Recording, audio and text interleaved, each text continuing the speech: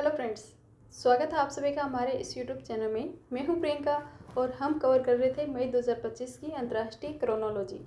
मई 2025 की अंतर्राष्ट्रीय क्रोनोलॉजी की इस सीरीज में हमने अंतरिक्ष और रक्षा प्रौद्योगिकी है वहां तक जो भी आपके करंट अफेयर्स का फैक्ट है उसको हमने रीड कर लिया था। आज हम उससे आगे का पार्ट, आपके इकोनॉमी के रिगार्डिंग जो भी पार्ट दिया हुआ है उसको हम रीड करेंगे। आई होप आप सभी काफ़ी अच्छे होंगे और मस्त होंगे और अपनी पढ़ाई है उसे कंटिन्यू रख रहे होंगे।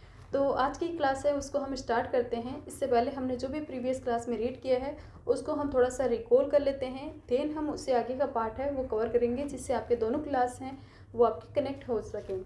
तो प्रीवियस क्लास में हमने देखा था अंतर्राष्ट्रीय अंतरिक्ष स्टेशन। हाल ही में अंतर्राष्ट्रीय जो अंतरिक्ष स्टेशन है उसके लिए सोयूज MS-27 मिशन है, इसका सफल प्रक्षेपण है वो किया गया है। तो अंतर्राष्ट्रीय अंतरिक्ष स्टेशन के लिए हमने एक मिशन देखा था सोयूज MS-27, और इसका हाल ही में जो सफल परीक्षण किया गया है वो कजाकिस्तान के जो बेकानूर है वहाँ से, कजाकिस्तान के बेकानूर कॉस्मोड्रोम से है, वहाँ से इसका सफलतापूर्ण जो प्रक्षेपण है वो संपन्न हुआ है। नेक्स्ट हमने देखा था एलन मस्क की जो कंपनी है स्पेसएक्स, इसके द्वारा एक मिशन लॉन्च किया गया है फ्रेम 2 मिशन। ये फ्रेम 2 मिशन हमने देखा था कि जो पृथ्वी की जो ध्रुव कक्षा है, पोलर जो है कक्षा ऑर्बिट है, वहाँ पर जाने वाला पहला मानव अंतरिक्ष मिशन होगा। तो फ्रेम 2 है वो पोलर ऑर्बिट में जाने वाला पहला मानव मिशन के रूप में हमने कवर किया था। नेक्स्ट हमने देखा था भारतीय नेवी ने किया है INS सूरत है इससे मिसाइल का परीक्षण। तो भारतीय नेवी के रिगार्डिंग हमने बात कवर की थी, पॉइंट कवर किया था। देन हमने देखा था गौरव क्या था, DRDO ने एक लंबी दूरी की जो मिसाइल है इसका सफल परीक्षण है वो किया है। तो ये यहाँ पर बताया गया कि DRDO ने किया लंबी दूरी के ग्लाइड बम है गौरव है इसका सफल परीक्षण। इसके अलावा DRDO ने हाल ही में MRSAM जो मीडियम रेंज की सरफेस टू एयर मिसाइल है इसके भी सैन्य परीक्षण है, सैन्य संस्करण है, इसकी जो 4th स्टेज है उसका सफल उड़ान परीक्षण है वो किया है। देन हमने देखा था स्क्रीमजेट इंजन जो आपके एयर में जो ऑक्सीजन होती है इसी का यूज़ करता है आपके फ्यूल को जलाने के लिए। तो इस स्क्रीमजेट इंजन का हमने देखा था यूज। फिर हमने देखा था लास्ट में DRDO ने हाल ही में लेजर आधारित जो हथियार प्रणाली है इसका भी परीक्षण किया है। तो ये सब हमने अंतरिक्ष और रक्षा प्रौद्योगिकी के रिगार्डिंग जो भी इंपॉर्टेंट करंट अफेयर्स के फैक्ट थे उनको डिटेल से कवर किया था। आज की क्लास में हम उससे आगे का पार्ट आपके कवर करने जा रहे हैं जिसमें हमें आर्थिक परिदृश्य है वो देखने को मिलता है। तो स्टार्ट करते हैं आज की क्लास की और देखते हैं कौन कौन से इंपॉर्टेंट करंट अफेयर्स के फैक्ट हैं वो आपको इकोनॉमी वाले सेक्शन में आपको ध्यान रखने हैं। तो यहाँ पर जो फर्स्ट करंट अफेयर्स की न्यूज़ बताई गई है वो बताई गई है आपके निजी निवेश प्रयोगशाला के रिगार्डिंग। निजी क्षेत्र की निवेश प्रयोगशाला है, इसमें हाल ही में सुनील मित्तल को शामिल किया गया है। सुनील मित्तल है तो इनके रिगार्डिंग हम देखेंगे। विश्व बैंक में निजी निवेश प्रयोगशाला आपको देखने मिलती है, उसके पहल के अगले चरण की शुरुआत करते हुए भारतीय इंटरप्राइज के चेयरमैन थे सुनील मित्तल, इनको इसमें शामिल किया गया। तो ये प्राइवेट सेक्टर के जो इन्वेस्टमेंट लैब है आपके निजी क्षेत्र निवेश प्रयोगशाला है, इसमें विश्व बैंक ने भारतीय इंटरप्राइज के चेयरमैन सुनील मित्तल है इनको शामिल किया है। सुनील मित्तल के अलावा अदर 3 मेंबर हैं उनको भी इसमें शामिल किया है, जिसमें आपको बिल एडरसन देखने मिलेंगे, एलिगो डोकाडो देखने मिलेंगे डोगाटे, और इसके अलावा मार्क होपला माजियन है वो इसमें देखने मिलेंगे। तो ये सब व्यक्ति हैं, इनको हाल ही में प्राइवेट सेक्टर की जो इन्वेस्टमेंट लैब है उसमें शामिल किए हैं। उल्लेखनीय है कि निजी क्षेत्र की जो निवेश प्रयोगशाला है वे विश्व बैंक समूह है और अग्रणी निजी निवेश क्षेत्र संस्थान हैं उनके CEO के बीच एक सहयोगात्मक पहल है। तो आपको ये याद रखना है कि ये निजी निवेश प्रयोगशाला क्या है, तो ये एक विश्व बैंक समूह है और अग्रणी जो वैश्विक निजी क्षेत्र संस्थान के CEO है उनके मध्य की एक सहयोगात्मक पहल देखने को मिलेगी निजी निवेश प्रयोगशाला। और इसका लक्ष्य आपको देखने मिलेगा उभरते जो भी मार्केट है और विकासशील इकोनॉमी है उनके में, उभरते हुए मार्केट और विकासशील अर्थव्यवस्थाओं में निजी क्षेत्र के निवेश में मौजूदा जो भी बाधाएं हैं उनको दूर करना, उनके रिगार्डिंग जो भी समाधान है उनको विकसित करना, इसके रिगार्डिंग ये वर्क है वो करती है। तो निजी क्षेत्र निवेश प्रयोगशाला आपके लिए इम्पोर्टेंट हो जाती है। इसके रिगार्डिंग है वर्ल्ड बैंक से संबंधित है। हाल में कौन से भारतीय हैं वो उनको शामिल किया है, सुनील मित्तल हैं इनको शामिल किया है। ये भारतीय इंटरप्राइजेज के चेयरमैन हैं और ये अभी इसमें शामिल हुए हैं। वर्क क्या करेगी, तो जो भी मार्केट है मार्केट और डेवलपमेंट जो इकोनॉमी है इनमें जो भी निजी क्षेत्र के निवेश में जो भी कोई भी प्रॉब्लम आती है उनके दूर करेगी, उनके रिगार्डिंग सॉल्यूशन ढूंढने का वर्क है ये करेगी। नेक्स्ट यहाँ पर जो आपके करंट अफेयर्स का फैक्ट दिया हुआ है वो आरबीआई के रिगार्डिंग दिया हुआ है। आरबीआई की मौद्रिक नीति समिति के रिगार्डिंग आप सभी ने सुना होगा। हाल ही में आरबीआई ने अपनी जो मौद्रिक नीति समिति है इसमें विभिन्न जो भी चेंजेस है वो किए हैं। तो अप्रैल 2025 की रिपोर्ट के कुछ महत्वपूर्ण अंश हैं वो यहाँ पर दिए हुए हैं। भारतीय रिजर्व बैंक यानी कि आरबीआई उसने मौद्रिक नीति समिति आपकी है एमपीसी, इसमें 7 से 9 अप्रैल तक जो मीटिंग हुई थी उसमें 9 अप्रैल 2025 को एक रिपोर्ट जारी की है और महत्वपूर्ण घोषणाएं हैं वो डिक्लेयर की है। जैसे कि रेपो रेट में कटौती हाल में की गई है, तो इन सब के रिगार्डिंग हम देखते हैं। आरबीआई के हाल ही में आपको गवर्नर देखने को मिलेंगे संजय मल्होत्रा। आरबीआई के जो गवर्नर है संजय मल्होत्रा, इनकी अध्यक्षता में ये बैठक हुई थी और बैठक में वैश्विक अनिश्चितताओं और घरेलू आर्थिक स्थिति की समीक्षा है वो की गई है। कुछ इंपॉर्टेंट इस रिपोर्ट के अंश देखें तो आपको देखने मिलेगी रेपो रेट में कमी। रेपो रेट को आधार अंक है वहाँ से 0.25% घटाकर, यानी कि आपके 6.25 थी पहले, उसको 6% कर दिया है। इससे क्या होगा, जो भी लोन वगैरह लेने वाले हैं वो आराम से इजीली लोन वगैरह है वो बैंक से ले सकते हैं। तो ये इस वजह से भी काफ़ी इम्पोर्टेंट हो जाती है।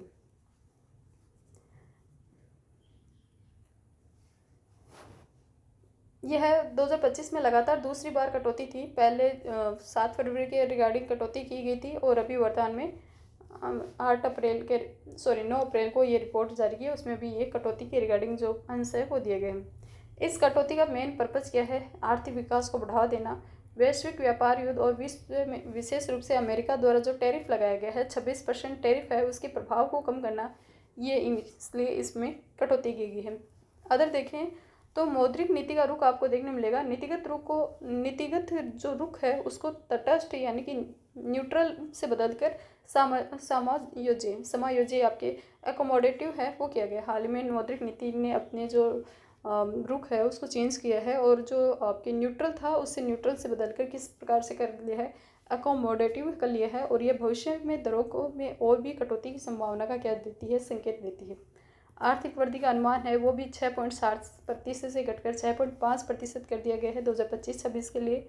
मुद्रास्फीति का अनुमान है वो लगभग 2025-26 के लिए 4% रहने का अनुमान लगाया गया है।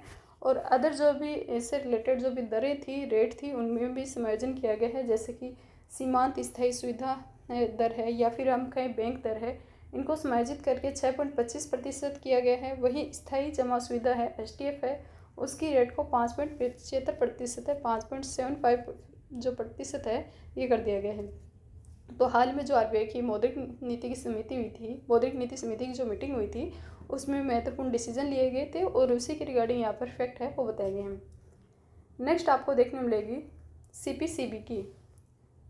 CPCB क्या है, केंद्रीय प्रदूषण और नियंत्रण बोर्ड है CPCB।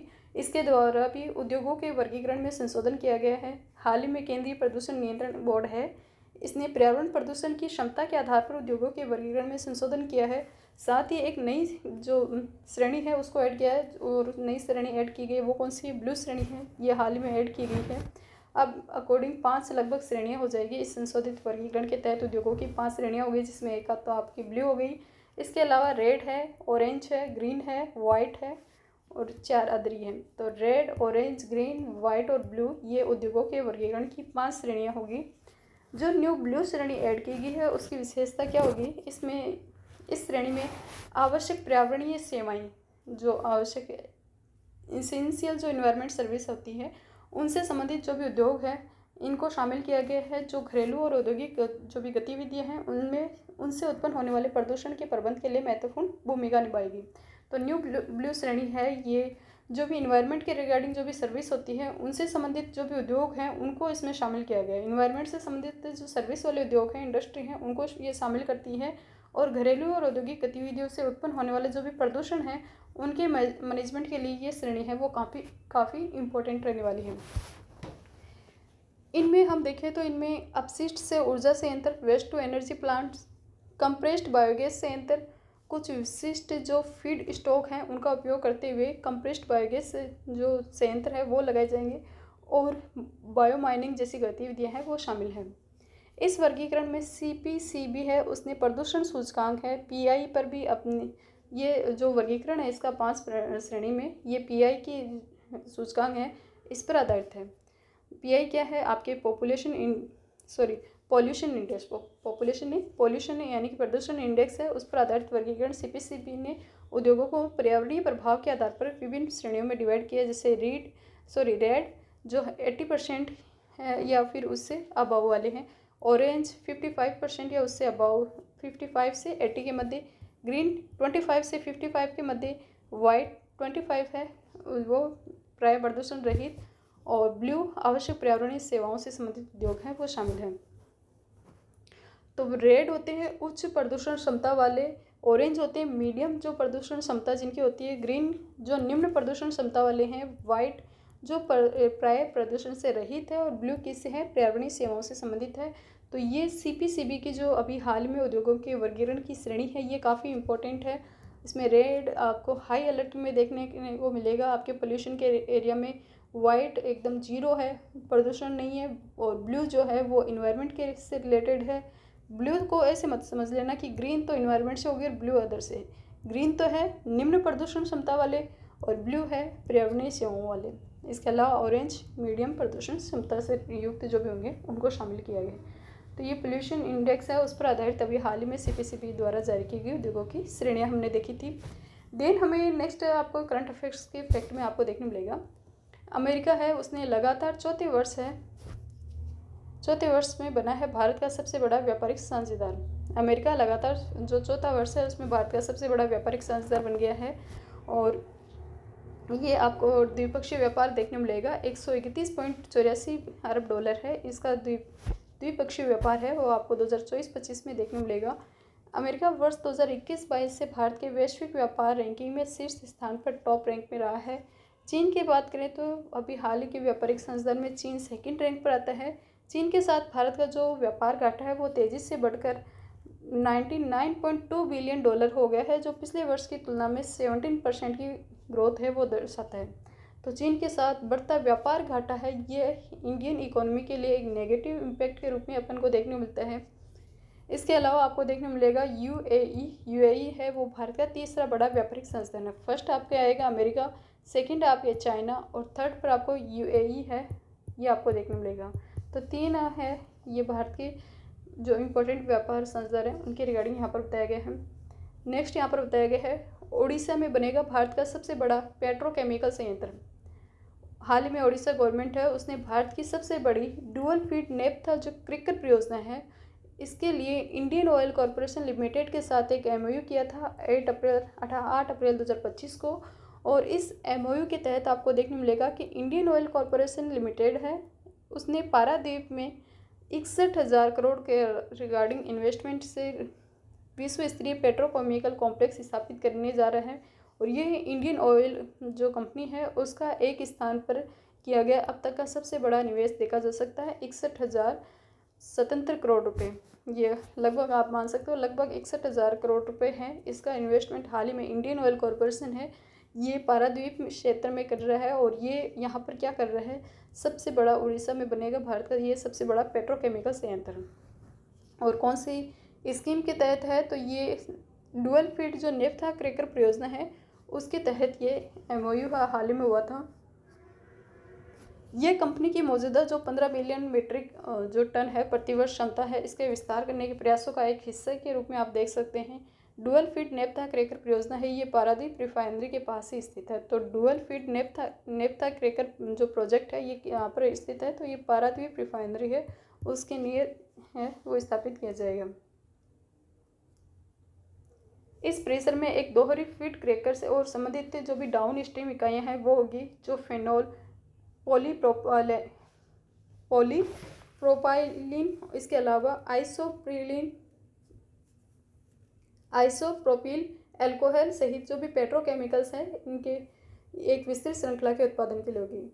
तो वापस देखें तो ये प्रेशर में दोहरी फीड क्रैकर और उससे संबंधित जो भी डाउन स्ट्रीम जो भी यूनिट होती हैं उनकी रिगार्डिंग होगी, जिसमें आपके फर्स्ट इंपॉर्टेंट है फेनॉल के अलावा दूसरा आपको देखने मिलेगा पीपी से है यहाँ पर पॉलीप्रोपाइलिन, और इसके अलावा आपको देखने मिलेगा आईपीए क्या है आपके आइसोप्रोपिलीन अल्कोहल है वो इसके रिगार्डिंग जो भी पेट्रोकेमिकल्स हैं उनकी एक श्रृंखला के उत्पादन के लिए ये होगी। तो ये हमने किसके रिगार्डिंग देखा है, जो अभी हाल ही में पेट्रोकेमिकल संयंत्र लगाया जा रहा है पारादीप में, उसके रिगार्डिंग हमने देखा है। इंडियन ऑयल कंपनी का ये संयंत्र को आपको देखने मिलेगा, इंडियन ऑयल कॉरपोरेशन है, उसके द्वारा स्थापित होने वाली किसी भी एक क्षेत्र विशेष में सबसे बड़ा इन्वेस्टमेंट प्रोजेक्ट के रूप में इसे देखा जाएगा। नेक्स्ट एक इम्पोर्टेंट प्रोजेक्ट दिया हुआ है एटालिन प्रोजेक्ट। एटालिन प्रोजेक्ट है ये जल विद्युत परियोजना, एटालिन जल विद्युत परियोजना जो अरुणाचल प्रदेश के दिबांग घाटी में प्रस्तावित है, 3097 मेगावाट की एक जल विद्युत परियोजना है। और ये एटालिन प्रोजेक्ट अरुणाचल प्रदेश में 2 नदियाँ आपको देखने मिलेगी, द्री और तागोन नदियाँ। द्री और तागोन नदियाँ आपके ज्योग्राफी के अकॉर्डिंग भी काफ़ी इंपॉर्टेंट हो जाती हैं, काफ़ी कम नाम इसमें देखने मिलते हैं। द्री और तागोन नदियाँ हैं, ये आपके दिबांग नदी है उसकी सहायक रिवर्स है जो ब्रह्मपुत्र की सहायक है। और ये जो एटालिन प्रोजेक्ट है ये इन नदियों पर, द्री और तागोन नदियों पर रन ऑफ रिवर प्रोजेक्ट के रूप में विकसित किया जा रहा है। इसके अलावा इस प्रोजेक्ट को Etalin hydro electric power company limited, आपकी जिंदल पावर लिमिटेड और hydro power development corporation of Arunachal Pradesh limited है, इनके जो संयुक्त उद्यम है उनके द्वारा निर्देशित निष्पादित है वो किया जाएगा। इसमें जिंदल लिमिटेड का जो हिस्सा रहेगा वो रहेगा 74%। इसके अलावा अरुणाचल जो प्रदेश की गवर्नमेंट है उसका हिस्सा रहने वाला है 26%। सो जिंदल ग्रुप और अरुणाचल प्रदेश गवर्नमेंट द्वारा 74:26 के रेशियो में एटालिन प्रोजेक्ट है, इसका निर्माण किया जा रहा है। द्री और तागोन रिवर पर ये रन ऑफ रिवर प्रोजेक्ट के तहत विकसित होने वाला एक प्रकार का आप जल विद्युत प्रोजेक्ट है वो बता सकते हैं। इसके अलावा इकोनॉमी के क्षेत्र में कुछ monthly review one liner fact दिए हुए हैं, जिसमें फर्स्ट है हाल ही में मुंबई ने मनमाड पंचवटी एक्सप्रेस में देश का पहला ट्रेन एटीएम है भारतीय रेलवे के भुसावल डिवीजन और किस बैंक के सहयोग से शुरू किया गया है, तो बैंक है वो है आपके बैंक ऑफ महाराष्ट्र। कहाँ पर? मुंबई मनमाड पंचवटी एक्सप्रेस में इस प्रकार का देश का पहला ट्रेन एटीएम है वो भारतीय रेलवे के भुसावल डिवीजन और बैंक ऑफ महाराष्ट्र के सहयोग से डेवलपमेंट किया गया है। देन है टीसीएस ने हाल ही में किसे अपना अध्यक्ष और सीईओ अपॉइंट किया है, तो टीसीएस ने हाल ही में आरती सुब्रमण्यम है इन्हें अपना अध्यक्ष और सीईओ है वो अपॉइंट किया है। देन आपको देखने मिलेगा हस्त और विद्युत उपकरण के क्षेत्र हैं, यहाँ पर $25 बिलियन से अधिक की निर्यात क्षमता का दोहन करना।